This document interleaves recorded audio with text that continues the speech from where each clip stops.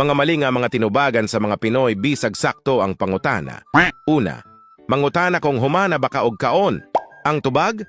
Busog pa ko. Ikaduha, naaba diha imong mama? Ang tubag? Nganuman. Ikatulo, unsa nay oras karon? Ang tubag?